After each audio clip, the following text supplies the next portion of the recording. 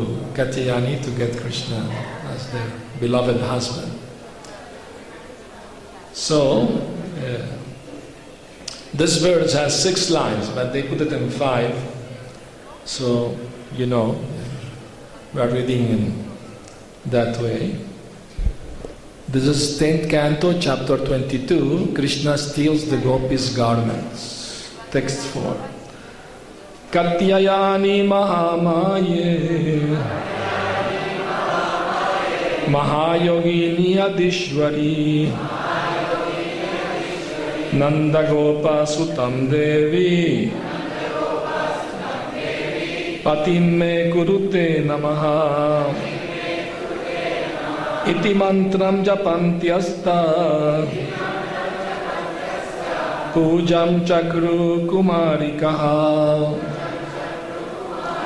Katyayani Mahamaye Mahayogini Adishwari Nandagopa Sutam Devi Patim me kurute namaha Iti mantram japantyasta Pujam chakru kumarikaha Katyayani Mahamaye Mahayogini Adishwari Nandagopa Sutam Devi Patim me kurute namaha Iti mantram japantyasta Pujam chakru kumarikaha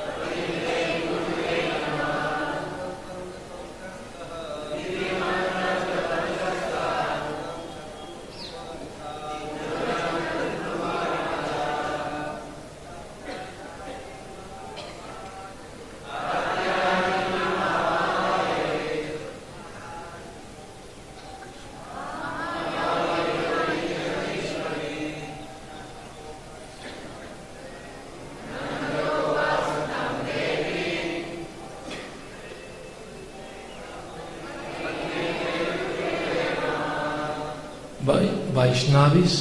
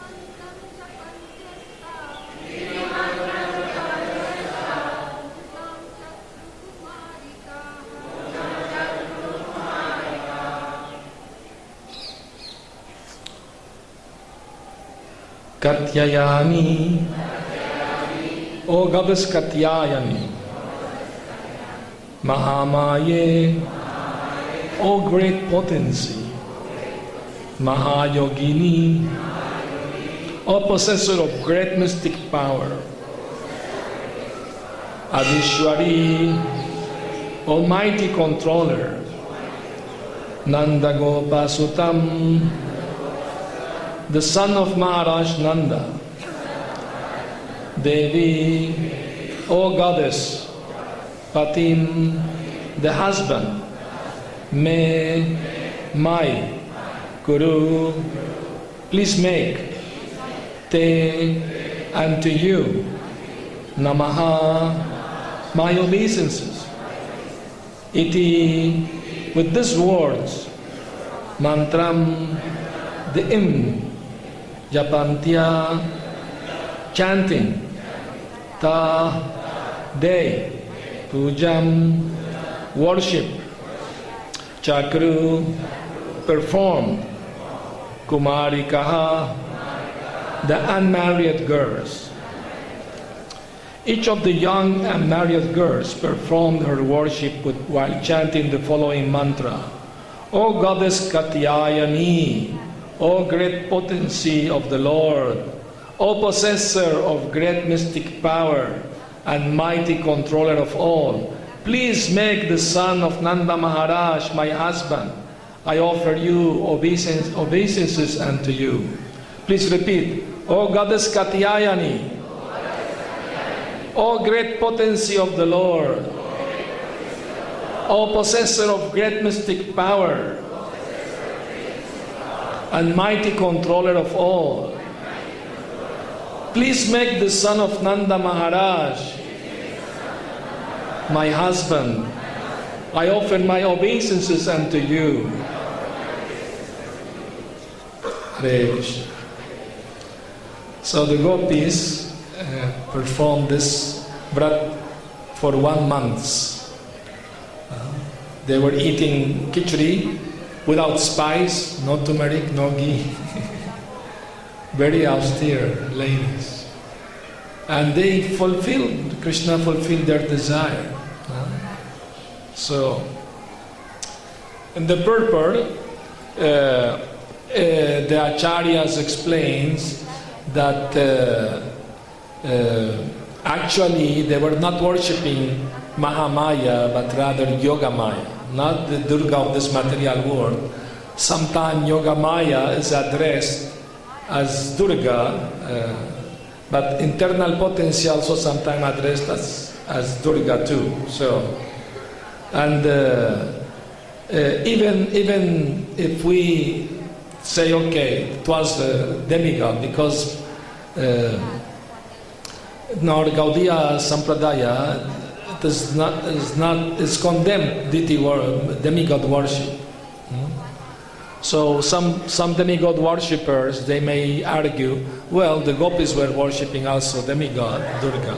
So, but they were worshipping Lord Durgaji or Katyayani to get Krishna as their husband. So if you pray like that to your demigod, that's all right, no problem. To serve Krishna.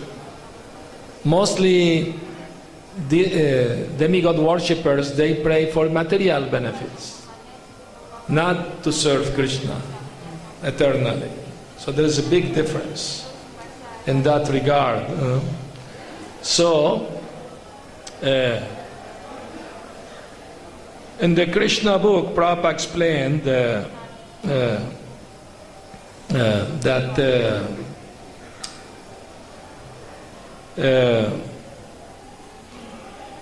the Vaishnavas generally do not worship any demigods. Srila Narottam Das Thakur has strictly forbidden all worship of the demigods for anyone who wants to advance in pure devotional service. Yet the gopis, who are beyond compare in their affection for Krishna, were seen to worship Durga.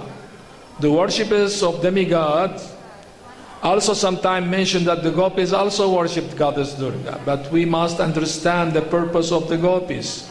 Generally, people worship Goddess Durga for some material benediction. Here, the gopis could adopt any means to satisfy or serve Krishna. That was the super excellent characteristic of the gopis. They worshipped Goddess Durga completely for 1 month in order to have Krishna as their husband. Every day they prayed for Krishna, the son of Maharaj Nanda, to become their husband. So, and Krishna fulfilled their desire by stealing their garments. While they were taking bath in the Yamuna, naked, but that section no male will approach. That was Vedic culture. Great respect for the ladies, privacy. No male will dare to go there. But since they were praying to Krishna to become their wives, so according to Vedic culture, women can be seen naked only by their husband, nobody else. So in order to fulfill their desire, Krishna stole the garments and he was calling out, "Come, take your garments." So Vishwanath Chakravarti Thakur, very beautifully and nicely, he mentioned some joking exchange between the gopis and Krishna. The gopis were from most respectable families, and they might have argued with Krishna. "Why don't you simply leave our clothes on the bank of the river and go away?" Krishna might have replied, "But there are so many of you that some of the girls might take clothes belonging to another." The gopis will reply, "We are honest and never steal anything. We never touch another's property." Then Krishna will say, "If that is true, then simply come and get your clothes. What is the difficulty?" When the gopis saw Krishna's determination, they were filled with loving ecstasy. Although embarrassed, they were happy to receive Krishna's attention. He was joking with them as they were his husband, wives or girlfriends. And the gopis' only desire was to achieve such a relationship with him. At the same time, they were embarrassed to be seen naked by him. But still, they could not help but laughing at his joking words, and even began to joke among themselves. One gopi urging another, "Go ahead, you go first, and let us see if Krishna plays any tricks on you. Then we will go later." So, this pastimes, Krishna with the gopis, can be very easily misunderstood. Mostly by materialistic people. They may think, "What is this? This is not moral," you know. Even once the devotees went to preach one university, and when they came back, they told Prabhupada, this professor told us that Krishna is immoral because he was dancing with young girls midnight. That's very immoral. No? And some of them were wives of other men. So that's yesterday, Ras Lila. So Prabhupada told them, "Tell this professor that Krishna, he created the whole universe. That means all women belongs to him. He is the supreme Purusha, supreme enjoyer. All women within the universe belongs to him. So if you have a woman, you are stealing a woman from Krishna. You are immoral, not Krishna. So Krishna is allowing you, okay, you can have one wife, that's okay." So that's the proper understanding. Besides that, you all know, maybe most of you may know, that according to Gopal Tapani Upanishad, Krishna is eternally brahmachari. You know the story from Gopal Tapani Upanishad? How many don't know the story? Okay, good enough to tell again the story, the pastime. Once, one great sage, Durvas Muni, came to Vrindavan. So the gopis wanted to serve prasad to the sage. And they cooked, Radharani directed them to cook nice feast for the sage. And they were looking for boats. So Krishna was sitting at the Yamuna shore, and they approached him, "Krishna, please help us. We want to serve this Durvas Muni, the prasad, but there are no boat to cross. What can we do? Please advise." Krishna told them, "That's very easy. You just tell a password to the Yamuna. Dear Yamuna, by the power, by the strength of Krishna's austerities, Krishna's the eternal brahmachari, please open your water. So the gopis start to laugh at Krishna. You brahmachari, how can that be? You have so many girlfriends here in Vrindavan. In Dwarka you will be big grihasta, thousands of wives. So how can you be brahmachari? Krishna say, okay, you don't believe me, no problem, but just try see what happened. So they said the mantra and the Yamuna opened the water. And they could cross very easily. So they went, they served the sage Durvas Muni the prasad to his full satisfaction. And then they asked him, to come here we have to say the password, Krishna is an eternal brahmachari. What we should say to go back? Durvasa Muni said, that's very easy. You just say to Yamuna, by the austerities of Durvasa Muni who didn't eat today, please open your water. So Radharani asked Durvasa, how you didn't eat? We saw you eating big nice feast. And how is that Krishna is brahmachari? Please explain that to us. Durvasa Muni explained, Krishna is not materialistic enjoyer. You gopis don't have material bodies. To associate with Krishna, you have to have spiritual bodies. Otherwise, Krishna will not associate with any lady from this material world, no matter how beautiful it may be, even demigoddess. They will look like a frog in front of you. So, since you are not different from Krishna, you are eternally related to Krishna as his internal potency. So Krishna doesn't sport with any lady with material body. So that means Krishna is brahmachari. And also the queens in Dwarka are also expansions of you. So they are also as spiritual as you. So in that way Krishna remain eternally brahmachari. And me, the sage said, I'm also not materialistic enjoyer. Although you saw me eating big nice feast, I also was watching myself eating. I was aloof from my body. I knew I'm not the body.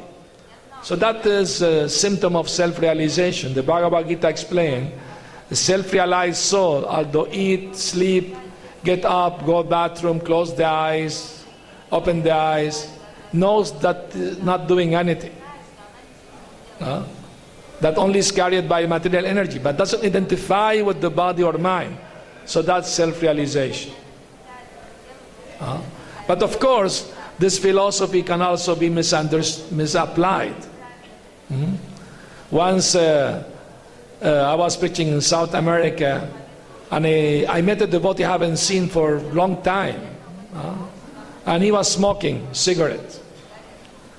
So I advised Prabhu, you know, this is not good. Why you're doing this? This is harmful to your body and to your soul also. He said, no, I'm not smoking. My body is smoking, but I'm not smoking. So be careful not misapply the philosophy in the wrong way. It has to be applied in the proper way. Then it is pleasing to Krishna. So everybody did see this morning before sunrise, the golden moon. Did you see the golden moon? Very beautiful, huh? Beautiful moon. Well, I saw this moon coming for Mangalarti around that time. I remembered one beautiful Leela of Krishna in relation to this full golden moon. This happened at the foot of Govardhan. Radha and Krishna were sitting in a nice, beautiful throne. And the gopis were decorating them very nicely. Ornaments, flowers, very beautifully. And they brought a big mirror to show them how they were decorated. So they were very happy and pleased with the gopi. They blessed the gopis. And the moon's reflection, the golden full moon, reflected on the mirror. So jokingly, Radharani told Krishna, Krishna, I am more beautiful than you. You are dark like the night, and I'm fair like the moon. Krishna said, yes, my dear, it is true. You are more beautiful than me. But where is the beauty of the moon without the darkness of the night?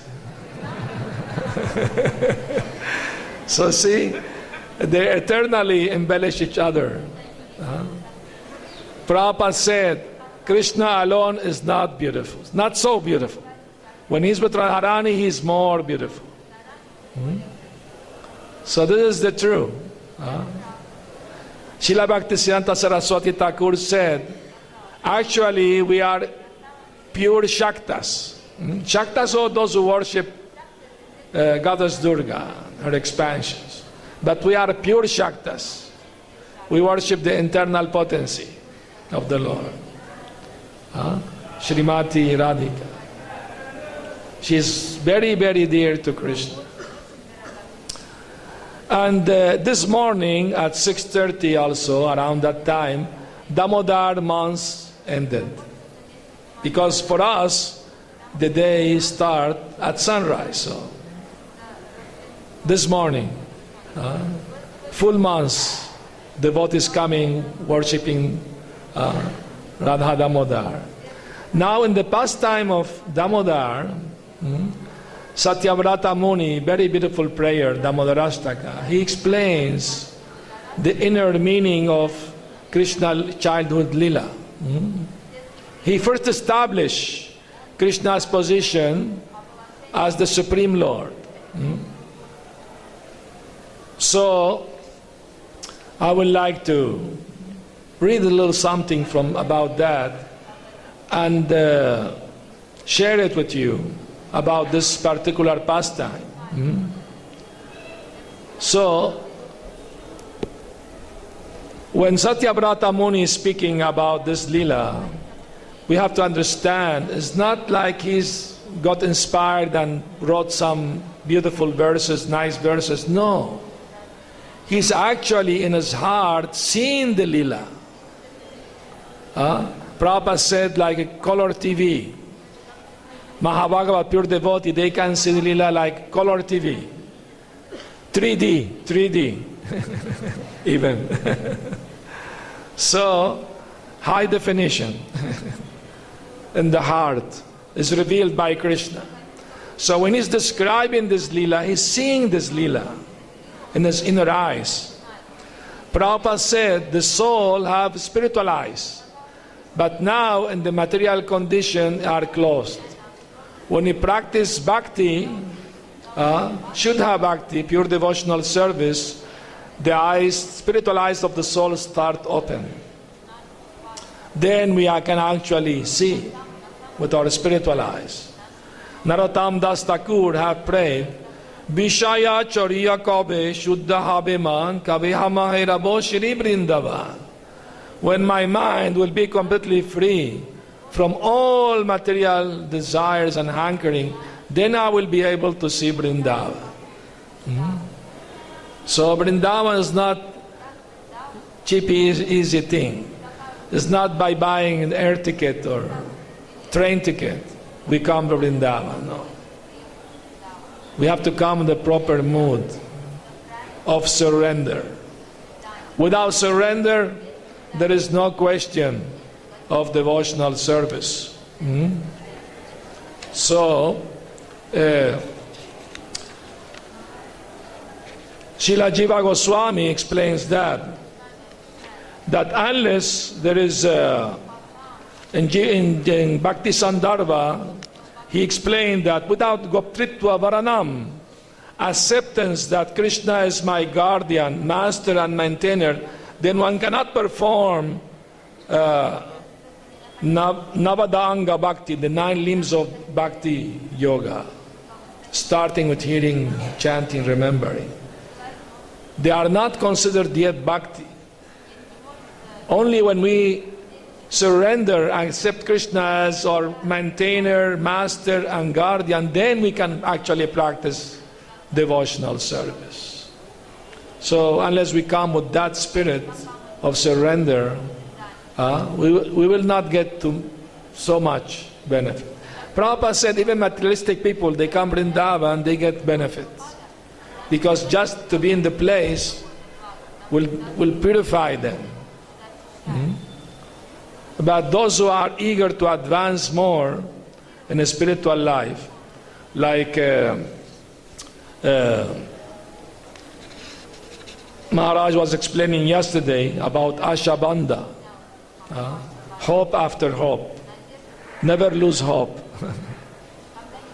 So in the Nectar of Devotion, Prabhupada explained the meaning of this Ashabandha. The strong conviction that one will certainly receive the favor of Krishna is called Ashabandha. Ashabandha means to continue to think, because I'm trying my best to follow the routine principles of devotional service, I'm sure that I will go back home, back to Godhead. In this connection, one prayer by Rupa Goswami is sufficient to exemplify this hopefulness. He says, I have no love for Krishna, nor the causes of developing love of Krishna, namely hearing and chanting, and the process of Bhakti Yoga by which one is always thinking of Krishna and fixing his lotus feet in the heart, is also lacking in me. As far as philosophical knowledge or pious works are concerned, I don't see any opportunity for me to execute such activities. But above all, I'm not even born of a nice family. Therefore, I must simply pray to you, Gopi Janna Vallabha. I simply wish and hope that some way or other I may be able to approach your lotus feet. And this hope is giving me pain, because I think myself quite incompetent to approach that transcendental goal of life. So beautiful feeling. The purpose is that under this heeding of Ashabandha, one shall continue to hope against hope that some way or other he will be able to approach the lotus feet of the Supreme Lord. So this hope, when becomes more intensified, this Ashabandha become more intensified, then become laulyam, a great eagerness. And Prabhupada said that's the price we have to pay to get Krishna Bhakti. And how we get this? Some or other, we should look for good association. For devotees who have this, who are more advanced in Krishna consciousness.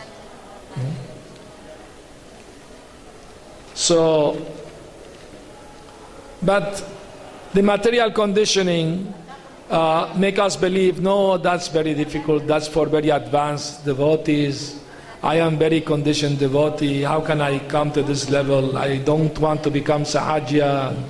Of course, we have to be careful not to take things cheaply, that's for sure. It's not that you go to one day to Radhakund and come back, I am Gopi, you know. I got revelation. That's taking things cheaply, Sahajya. No, we should take things seriously. You know that Gaur Kishore Das Babaji Maharaj said that we received our Siddha Pranali mantra from Sri Chaitanya Mahaprabhu. You know what mantra is that? Trinadapi sunichena tarodapi sahishnuna amanina manadena kirtaniya sadahari. So if anybody approached you to give you Siddha mantra, you said, we already got mantra, Siddha mantra from Mahaprabhu. Recite this mantra. So, we have to be careful not to be discouraged by others or by our mind. Sometimes even friends, family try to discourage. Why become so spiritual? Why so Krishna conscious? When you become old, you do it. Now you're young, you enjoy life. Sometimes they speak like that. So we should not get confused about this. In regard to this idea or mentality, I will tell you another story. Once a hen found an eagle's egg. And the hen sat on the egg. like motherly, affection. And after a few weeks, a small eagle was born. So the small eagle saw the hen, thought was his mother. So he was following her wherever she's going, trying to do the same thing, eating and like that. And the small eagle became part of the chicken community, One day, this small eagle looked at the sky and he saw beautiful big eagle flying in the sky. So he asked his mother, chicken, hen, "Mother, what bird is that? So wonderful." And the hen said, "Oh, this is an eagle, but don't forget, you are a chicken." Don't even think about it. Don't even try it. You are a chicken. So the story ends there, meaning that I read it in some self-help book or something, but I didn't like the ending. So I added a little more to the story. That the big eagle with his eagle eye, he saw the small eagle down there and felt compassion, sympathy for the small eagle. So he came down and seeing the chicken distracted, he called the small eagle apart. "Come, come. What are you doing with this chicken? You are not a chicken like them. You are an eagle like me. Come with me. I will show you how to fly." This is the Guru rescuing the soul from Maya. So if we want to fly like an eagle, we have to give up the company of chickens. Means bad association. Give up. Now the eagle told the small eagle, "Come and buy back, I will take you, show you how to fly."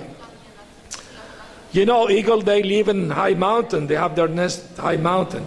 Do you know how they teach their offspring how to fly? They push them out of the nest. Fly or die.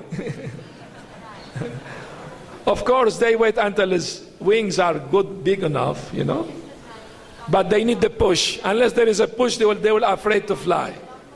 So that is very important. A little push is very important. That's why association of devotees is very important.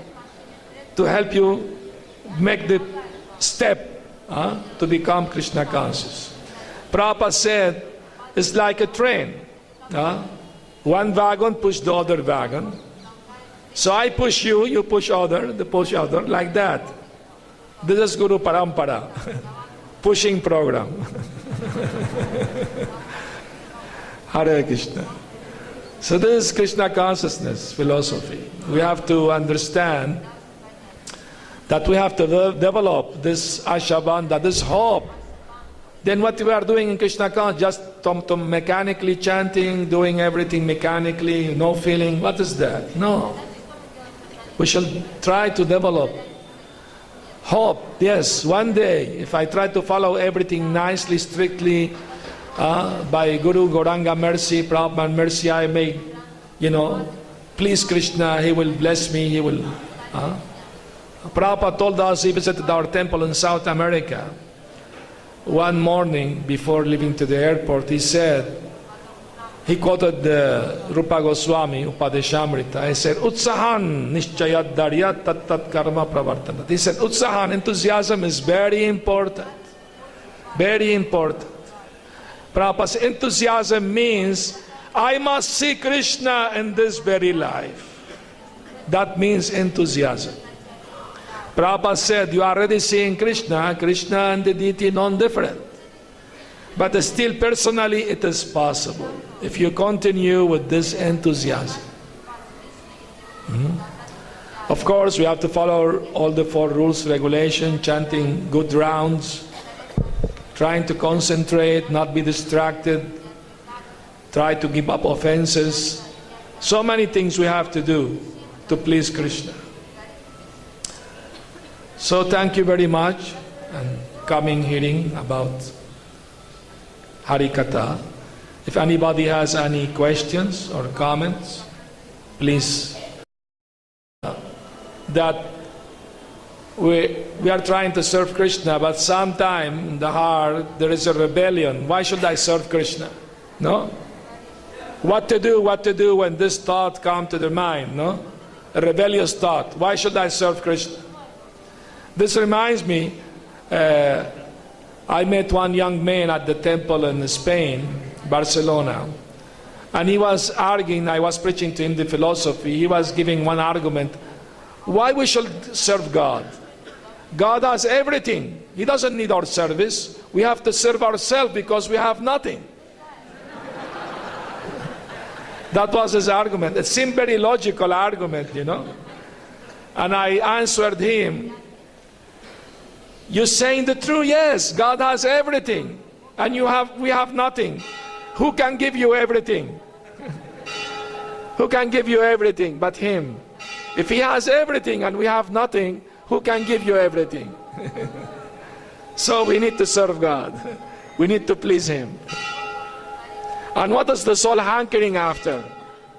Happiness. Everybody wants to be happy. Everybody want to be healthy. Everyone want to have harmony, love, all these things. Who can give all these things for eternity? Forever. Only Krishna. And Krishna, our real friend, we're not accepting. No. That's the rebellious mind.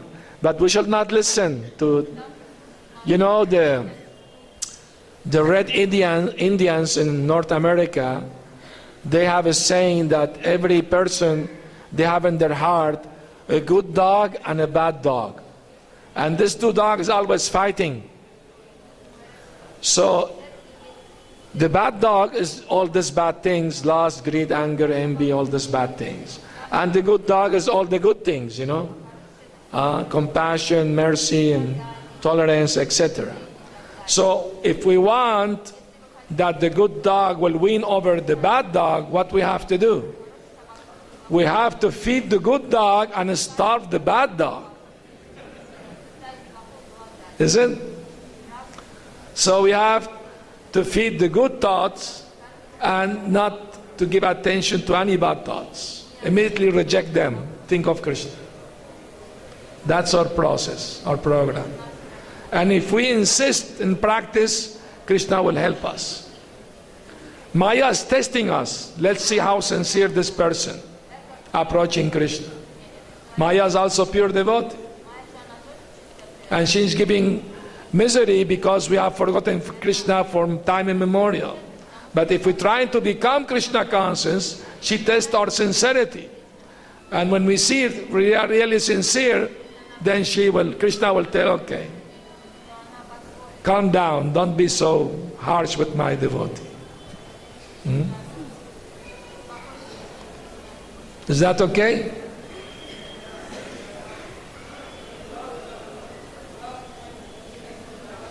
We got mic apparently. Okay, here is the mic.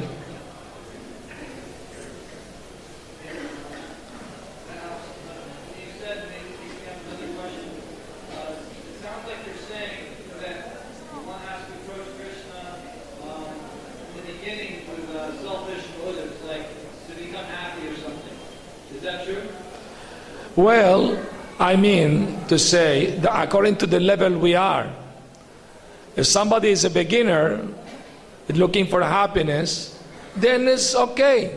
Approach Krishna, he will make you happy.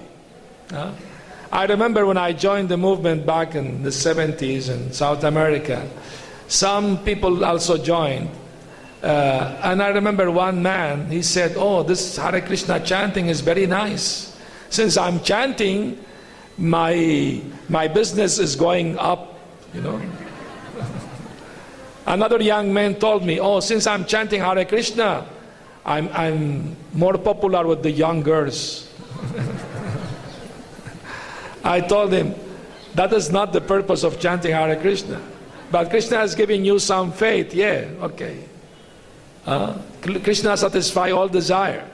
But when we get purified in the process of Bhakti Yoga, then we should try to develop spiritual desires and diminish the material desire. So on a higher level, devotee doesn't care for their own happiness. They only care to please Krishna.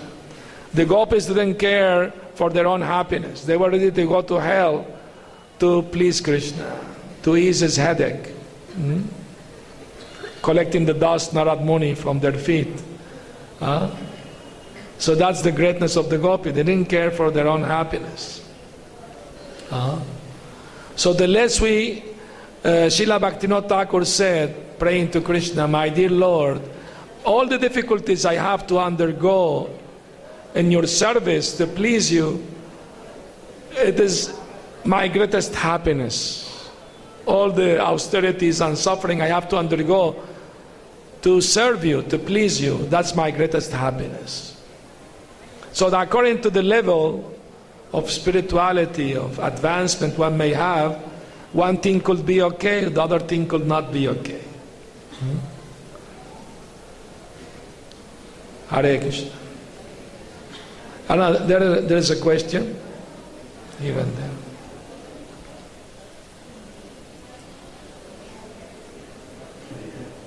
Yes. Maharaj, you mentioned about Acharya being enthusiastic. The next instruction is Acharya being patient. Many times I find myself being a bit too patient. I don't have to know. So how do you be enthusiastic and patient at the same time? Patient and enthusiastic at the same time. This, the Ashabandha, means to be patient. I hope, if I'm following everything nicely, one day Krishna will give me his mercy. That's patience. But enthusiastic means I will not give it up no matter how long Krishna may take to give me his mercy. So if you are enthusiastic but not patient, after some time, I've tried for long time, didn't work, so let me take it easy. That's the mundane mentality, material mentality. Determination means, doesn't matter, Krishna favors me now or after 100 births, I will never give up his service. I will never give up trying to please him. That's Ashabandha and enthusiasm together. We shall try to keep both things together. Then success is guaranteed by Shastra, Guru and Sadhu. We have to have this much faith in the process of Krishna consciousness. This young man also has a question here.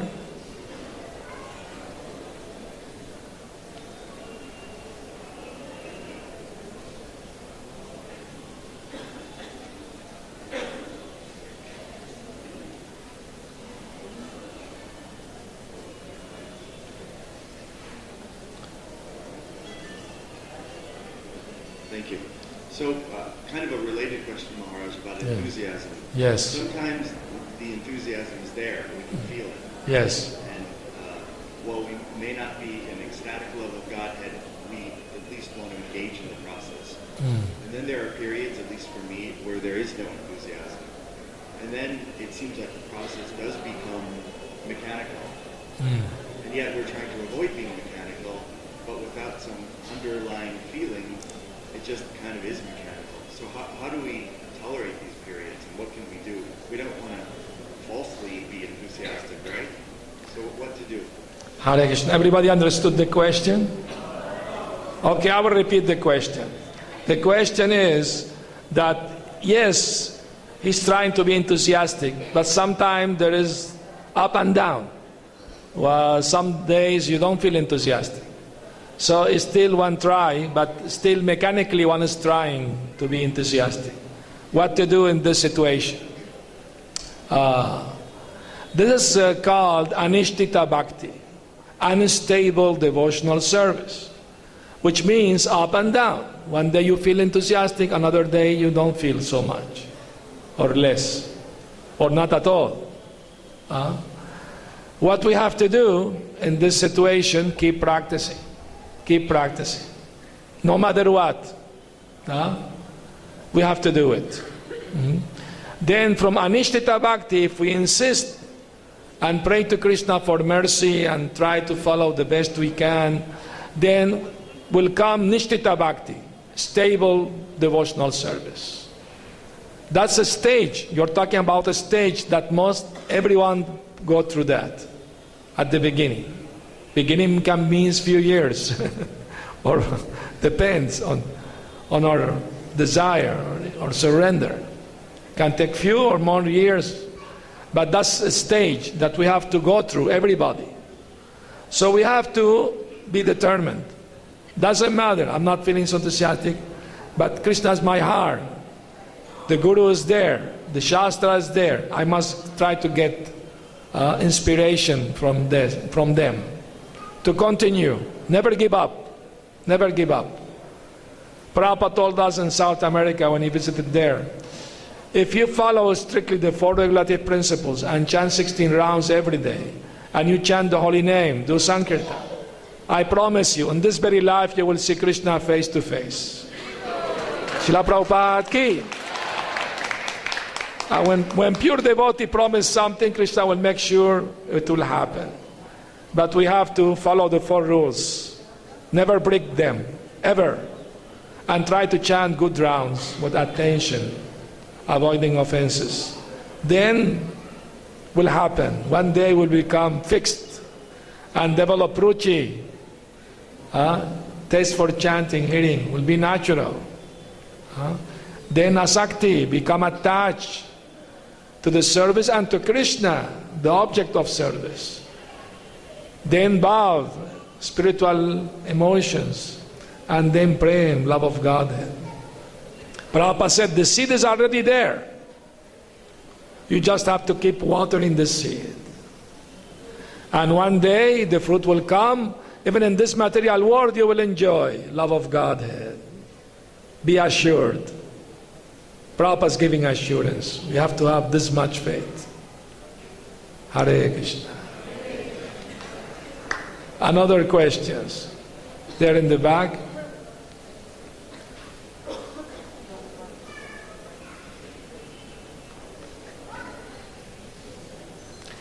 It's good devotees being very inquisitive. That's very nice. Hare Krishna Maharaj. Haribol. It was a very wonderful lecture by you. Hare Krishna. My question is that Krishna loves the devotee who is doing mechanical chanting. Although he's not getting any nectar, but he's chanting his all rounds like a duty. Duty is good to be dutiful. That's beginning of spiritual life. I have a duty. I promised my Guru I will chant 16 rounds every day, follow the 4 regulative principles. So no matter what happened, rain or snow or earthquake, I have to do it. That's determination. Mechanical, no mechanical. We have to do it. Of course, we have to do what's feeling. Feeling means no mechanical. Jiva Goswami advised one should chant like a child crying for mother. So we have to have some feeling. Somebody may say, well, I don't feel like that, what to do? Then cry because you don't feel anything. Then you will feel something. So the idea, we have to go on practicing. That's the point. The idea is we do it to please Krishna. Not that I feel something, spiritual, I feel happy. No. We shall do it to please Krishna.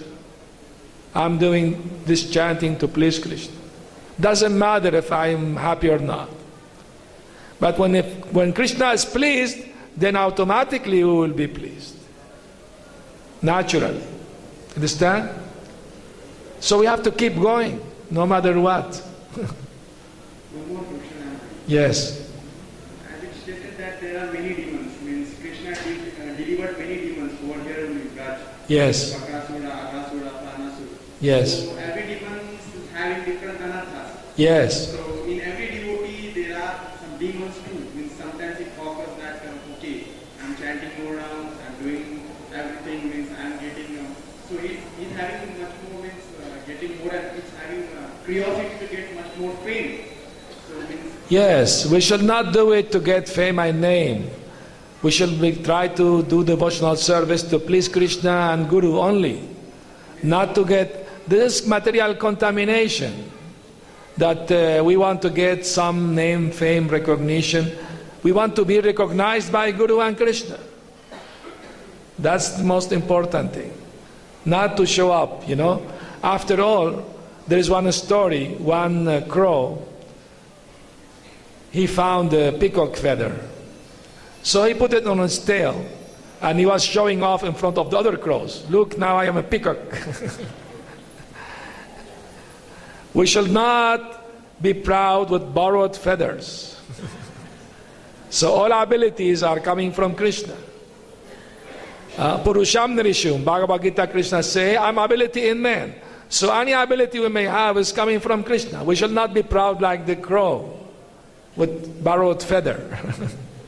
I'm a peacock now. No. We should always remember, I'm insignificant. Only Krishna's mercy is allowing me to do something nice. We should always try to remember that story. Okay? Last question. Yes. Katyayani Devi, Yes. I heard that she is 5 or 6 years old. So she's a gopi, means she's very small. So which kind of love she got from Krishna that at the age of 5 or 6 years old, then she's getting much more desire to get married to Lord Krishna. Okay, Katyayani is internal potency of the Lord. Krishna was also a young boy. You know, when he lifted Govardhan Hill, he was only 7 years old. And after that, he danced with the gopis. So he was also very young. So there is no age problem there. Okay, Hare Krishna. This other devotee have one question.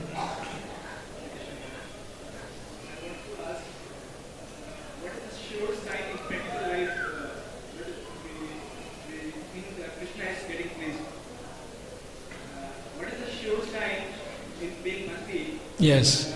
If we are performing some devotional service and we don't know whether Krishna is getting pleased or not, so how can we come to know whether Krishna is getting pleased by our devotional service or not?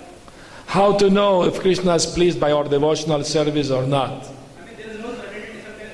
Yes. We are confused whether we are doing right or following the right path or we are doing right thing or not. So we then become There is symptom. There is symptom.